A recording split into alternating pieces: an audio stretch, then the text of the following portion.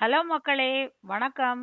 இந்த வீடியோல திரும்பவும் உங்களை சந்திக்கிறதுல எனக்கு ரொம்ப மகிழ்ச்சி. இன்னைக்கு நம்ம நாட்டுக்கோழில ஒரு பிரியாணி செய்யலான்ட்டு யோசிச்சிருந்தேன். அதை செய்வோம். நீங்களும் கொஞ்சம் கவனிங்க, ஈஸியா இருக்கும். அதுக்கு ஒரு 400 கிராம் நாட்டுக்கோழி உப்பு மஞ்சள் போட்டு வேக வச்சு எடுத்து வச்சிருக்கேன். அப்புறம் தக்காளி பழம், பெரிய பழம்னா 2 பழம் கட் பண்ணி வச்சிருக்கேன். அப்புறம் காஷ்மீரி சில்லி 1 டீஸ்பூன் எடுத்திருக்கேன். மல்லித்தழையும் புதினாவும் தலா கைப்பிடி, ஒவ்வொரு கைப்பிடி. இந்த இஞ்சி பூண்டு அரைச்சி வச்சிருக்கேன், அதை பின்னாடி சொல்றேன் என்ன செய்யலான்னு. பெல்லாரி வெங்காயம் பெருசா இருக்கிற வெங்காயத்தை 2 கட் பண்ணி வச்சிருக்கேன். அப்புறம் தாளிக்கிறதுக்கு அந்த கறி மசாலைகள் எடுத்து வச்சிருக்கேன். பட்டை, கிராம்பு, ஏலக்காய், பிரிஞ்சி இலை, கல்பாசி, ஒரே ஒரு மராட்டி முக்கு உள்ள எடுத்து வச்சிருக்கேன். எல்லாமே கொஞ்சம் கொஞ்சம் 2 பீஸ் எடுத்தா போதும். 2 பிரிஞ்சி இலை இதெல்லாம் எடுத்து வச்சுக்காங்க.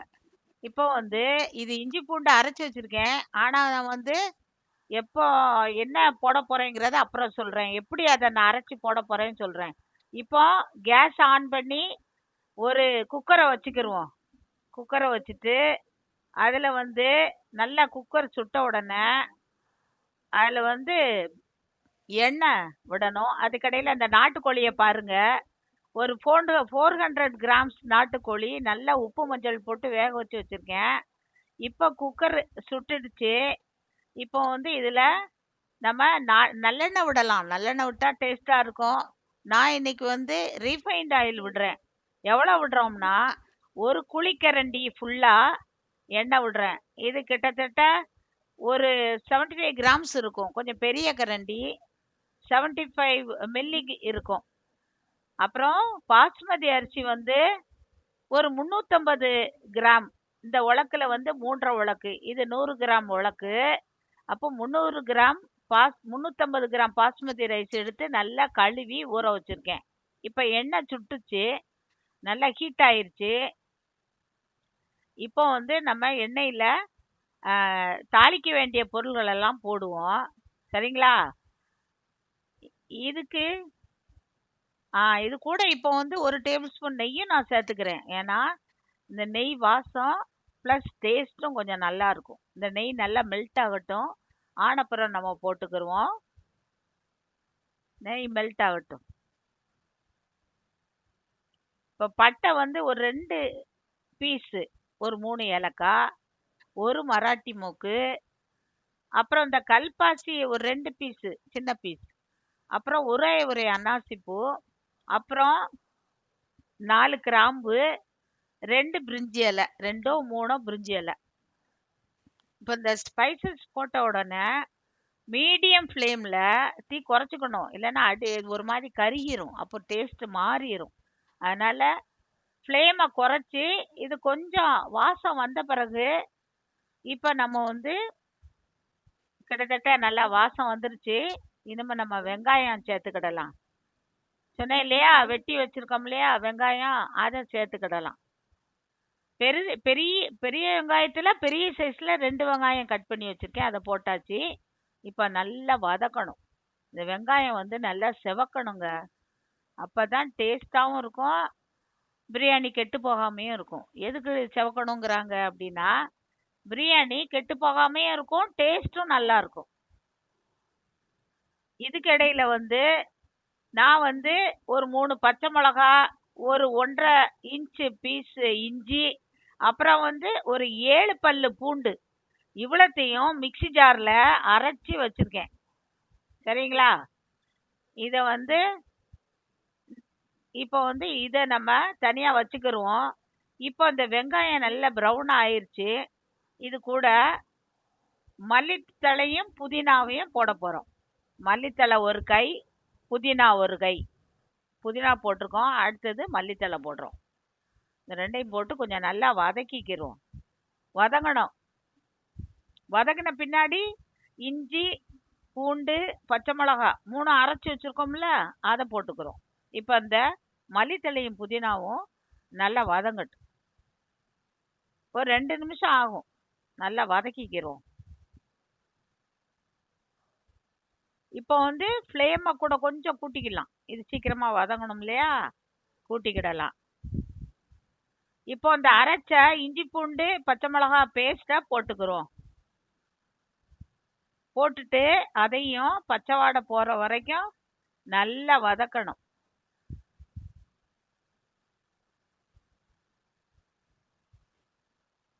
கொஞ்சம் நல்லா வதக்கிக்கிறோம். இப்போ தீயை மீடியம் ஃப்ளேமில் வச்சுக்காங்க.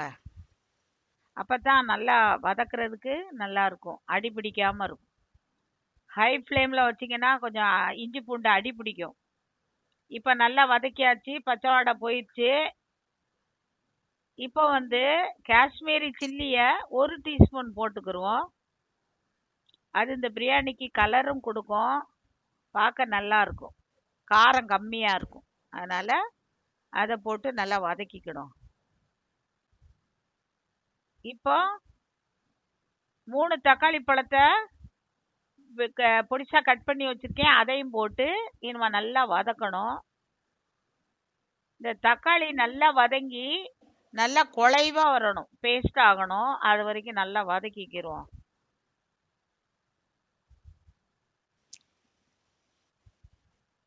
இப்போ இந்த வெங்காயம் தக்காளி நல்லா வதங்கணும்னா கொஞ்சமா உப்பு போட்டுக்கலாம்.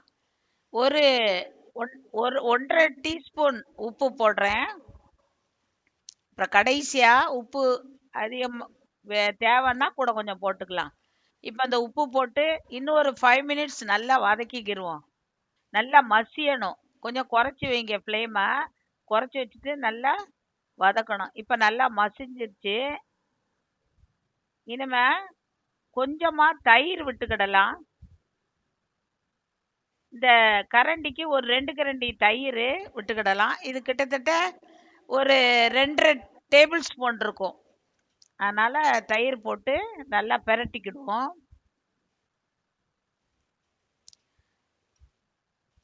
நல்லா பிரட்டிக்கிடுவோம்.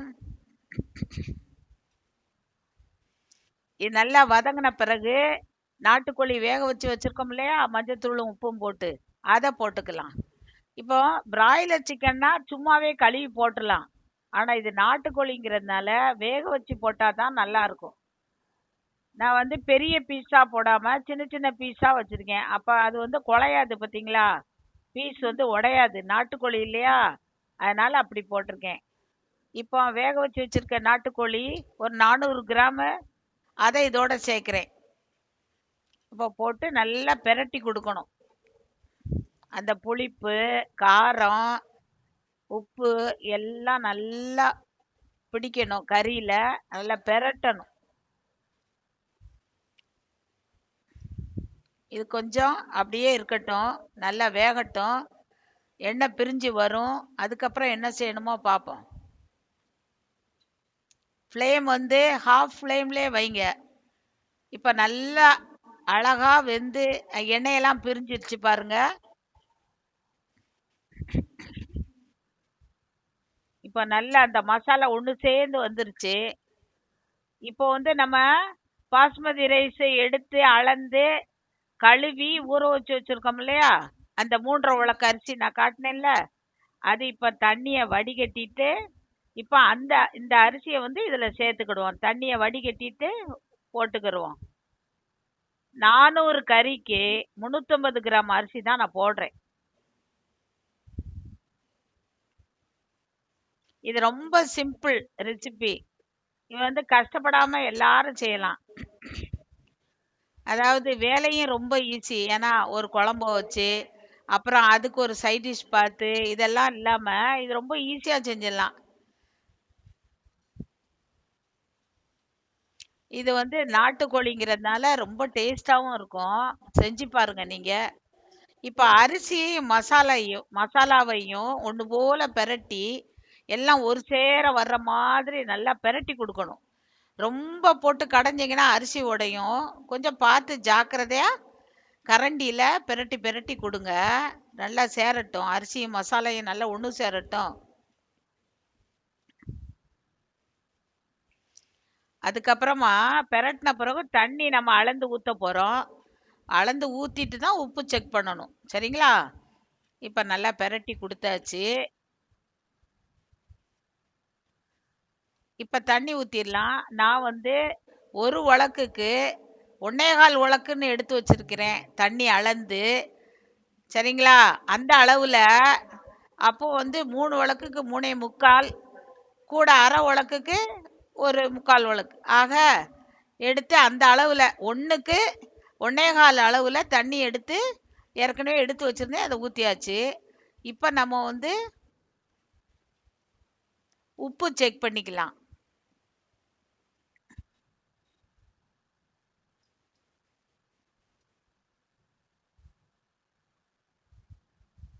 நான் வந்து பெரும்பாலும் அளக்கிறது இல்ல. எனக்கு கண் அளவுலயே நான் வந்து கரெக்டா வச்சிருவேன். அதனால உங்களுக்கு செய்யறவங்களுக்கு அளவு சொல்லணுங்கிறதுனால நான் சொன்னேன். ரொம்ப பழைய அரிசினா 1 1/2 கூட வைக்கலாம். ஆனா கொஞ்சம் குலைவா இருக்கும். கொஞ்சம் உதிரி உதிரியா இருக்கணும்னா 1 1/4 வைங்க.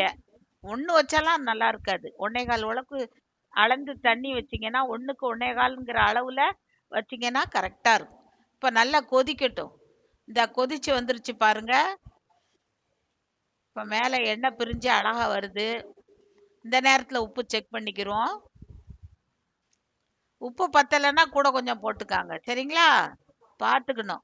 உப்பு வந்து கூடிட்டுனா இந்த ரெசிபியே டேஸ்ட் போயிடும். உப்பு கரெக்டா இருக்கணும். குறைவாவும் இருக்கக்கூடாது, கூடவும் இருக்கக்கூடாது, கரெக்டா இருக்கணும். இப்ப கொதிக்கட்டும். கொதிச்ச உடனே குக்கரை மூடி வச்சிடலாம். சரிங்களா?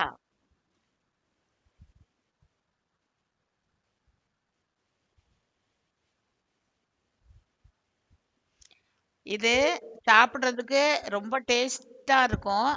நீங்க வீட்ல செஞ்சு பாருங்க. சரிங்களா? நாங்க வந்து கடையில பிராய்லர் வாங்குறது இல்ல. எங்க வீட்டு பக்கத்துல ஒருத்தர் நாட்டுக்கோழி வச்சிருக்காரு. அவர்ட்ட வாங்கிக்கிறோம். ஏன்னா நாட்டுக்கோழி வந்து உடம்புக்கு நல்ல குளிர்ச்சி, டேஸ்ட்டும் தரும். இப்ப அந்த பறவை காய்ச்சல்ங்கிற இது வர்றதுனால நம்ம பிராய்லர் அவாய்ட் பண்றது நல்லது. அதோட இந்த நாட்டுக்கோழி உடம்புக்கும் நல்லது, சத்து, குளிர்ச்சி. சரி. அதனால இப்ப வந்து இத நாட்டுக்கோழி சாப்பிடுறது நல்லது. இப்ப நல்லா கொதிக்க ஆரம்பிச்சுட்டு ஒரு பெரட்டு பெரட்டி குக்கரை மூடி வச்சிடலாம். பார்க்கவே அழகா இருக்கு. கண்டிப்பா டேஸ்டும் நல்லா தான் இருக்கும். கொஞ்சம் கொதிச்சு அரிசியும் தண்ணியும் சரிக்கு சரியா வருங்களா? அப்பதான் மூடி வைக்கணும். இப்போ ஒரு தடவை மூடி வச்சு திரும்பி நான் பெரட்டுறேன் எடுத்து ஒரு 5 மினிட்ஸ்ல. இப்ப திரும்பி பெரட்டுறேன்.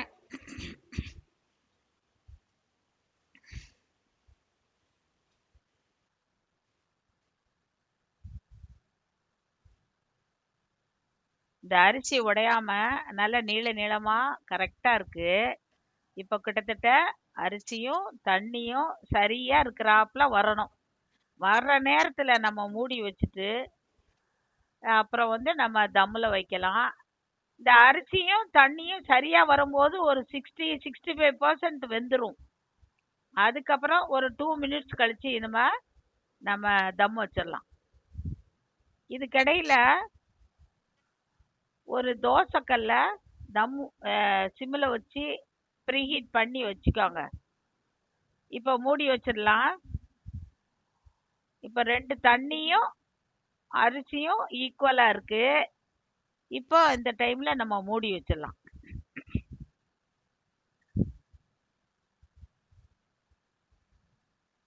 மூடி வச்சு விசில் போட்டுடலாம். வெயிட் போட்டாச்சு. அந்த டைம்ல வந்து இன்னொரு பர்னர்ல நான் வந்து ஒரு தோசைக்கல்ல தம்முக்காக சூடு பண்ணி வச்சிருக்கேன். அது சூடான உடனே அதை தூக்கி இதுல மாத்திக்கணும். அதுல வந்து நம்ம குக்கர்ல விசில் வரணும்னு அவசியம் இல்லை. என்னை பொறுத்த வரைக்கும் இதை தூக்கி இதுல மாத்தி வச்சிடலாம்.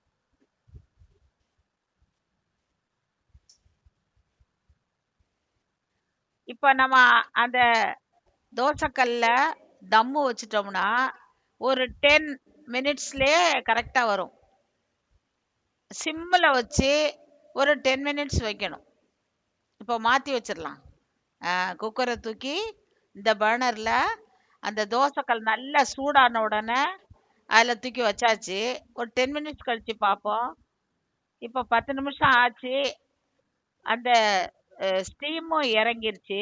நான் வந்து 10 மினிட்ஸ் சொல்லியிருந்தேன்ல, நான் சிம்லயே ஒரு 15 மினிட்ஸ் வச்சுட்டேன். வைக்கலாம், தாராளமா 15 மினிட்ஸ் கூட வைக்கலாம். இப்போ ஸ்டீம் எல்லாம் இறங்கிருச்சு. எடுத்து பார்ப்போமா? எப்படி இருக்குன்னு பார்ப்போம். அருமையா வந்திருக்குங்க. அழகா இருக்கு, பார்க்கறதுக்கும் அழகா இருக்கு, சூப்பரா இருக்கு. ஒரு அரிசி உடையல, நல்லா வந்திருக்கு பாருங்க. வாசம் அப்படி இருக்குது. கண்டிப்பா டேஸ்டும் ரொம்ப நல்லா இருக்கும். நீங்களும் இதை செஞ்சு பாருங்க. கண்டிப்பா உங்களுக்கும் பிடிக்கும். இதை எல்லாரும் உங்க வீட்ல இதே போல செஞ்சு பாருங்க. ரொம்ப ஈஸி ரெசிபி தான். நீங்க வந்து இந்த வீடியோவை பார்த்துட்டு எனக்கு சப்போர்ட் பண்ணுங்க, லைக் பண்ணுங்க, ஷேர் பண்ணுங்க, சப்ஸ்கிரைப் பண்ணுங்க. தேங்க்யூங்க. அடுத்த வீடியோவில் பார்க்குறேன்.